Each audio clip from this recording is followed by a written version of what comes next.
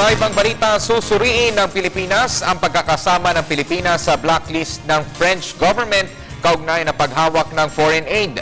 Aminado si Deputy Presidential Spokesperson Abigail Valte na nasurpresa ang sa pagkakalagay ng French government sa 17 bansa sa blacklist nito. Bukod sa Pilipinas, kabilang din sa blacklist ang Switzerland. Nabigo umano ang nasabing bansa na imbestigahan ang umano'y katiwalian sa paggamit ng foreign aid.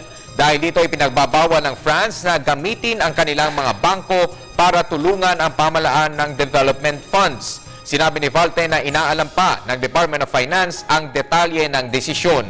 Isa sa sinasabing batayan ay ang kawalan ng transparency sa implementasyon ng mga programa na tumatanggap ng ODA. Pero niliwanag ni Valte na hindi lamang lahat ng ODA ay sa gobyerno, kundi merong ding mga pinangangasiwaang programa ang mga NGOs.